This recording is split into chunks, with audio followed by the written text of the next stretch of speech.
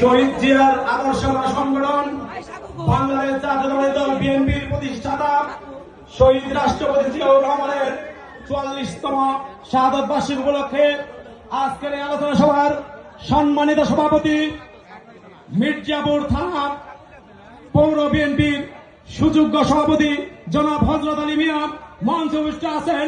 আগামী দিনের মির্জাপুর বাসীর কান্ডারি আমার নেতা বাংলাদেশ জাতীয়তাবাদী দল বিএনপির সহ সাংস্কৃতিক সম্পাদক জনাব সাইদুর রহমান সাইদ সরফ ভাই মঞ্চে উপস্থিত আছেন। বাংলাদেশ মুক্তিযোদ্ধা দলের সুযোগ্য সাধারণ সম্পাদক জনাব মুক্তিযোদ্ধা সাদেক খান সহ সকল নেতৃবৃন্দ। আমি শুধু একটা কথাই বলবো, আমার সংক্ষিপ্ত বক্তব্য মাত্র 1 মিনিট আমি শেষ করবো। আগামী দিনে মির্জাপুর থানায় শুধু চলবে সাইদ ভাই জিন্দাবাদ, সাইদ ভাই জিন্দাবাদ। ভাইয়ের আমার, আপনারা জানেন বিগত কয়েকদিন আগে এই মির্জাপুরে একটা মিটিং হয়েছিল। সেই মিটিং এ এক প্রধান বক্তা বলেছিলেন যে এখানে যারা আছে তারাই বিএনপি।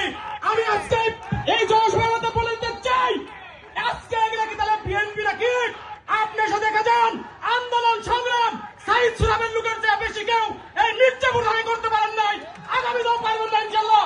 আর সর্বোপরি আমি সবাইকে ধন্যবাদ জানিয়ে আমি আমার গোড়ায় শিল্পী সংগঠনের পক্ষ থেকে আন্তরিক অভিনন্দন শুভেচ্ছা জানিয়ে বক্তব্য শেষ করছি।